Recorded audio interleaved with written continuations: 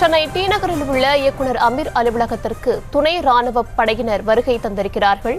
ஏற்கனவே ஜாபர் சாதிக்கின் நண்பரும் இயக்குநருமான அமீரின் வீட்டில் அமலாக்கத்துறை சோதனை மேற்கொண்டு வந்த நிலையில் தற்போது துணை ராணுவத்தினரும் வருகை தந்திருக்கிறார்கள்.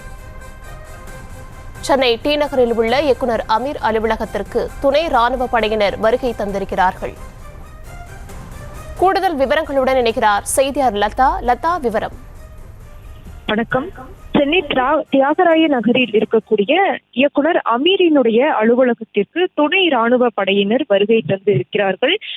அமலாக்கத்துறை சோதனை நடைபெற்று வரக்கூடிய நிலையில் பாதுகாப்பிற்காக துப்பாக்கி ஏந்திய துணை ராணுவம் இந்த இடத்திற்கு வருகை தந்து இருக்கிறார்கள். 2000 கோடி போதைப் பொருள் வழக்கில் ஜாபர் சாதிக் அமீர் தொடர்புடைய இடங்களில் அமலாக்கத்துறை காலை முதல் சோதனையில் ஈடுபட்டு வரக்கூடிய ஒரு நிலையில் தற்பொழுது தியாகராய நகரில் இருக்கக்கூடிய இயக்குனர் அமீரினுடைய அலுவலகத்திற்கு பாதுகாப்பிற்காக துணை ராணுவ படையினர் வருகை தந்து இருக்கிறார்கள்.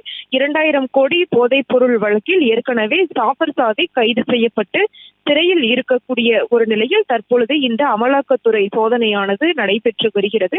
அந்த வகையில் கடத்தல் மன்னன், போதைப் பொருள் கடத்தல் மன்னன் ஜாபர் சாதிக்கிற்கு தொடர்புடைய வீடு, அலுவலகம், அதே போல ஜாபர் சாதிக்கிற்கு நெருங்கிய நண்பர்கள், அவர்கள் தொடர்புடைய இடங்கள் என பல்வேறு இடங்களிலும் குறிப்பாக 35 இடங்களில் இந்த சோதனையானது நடைபெற்று வருகிறது.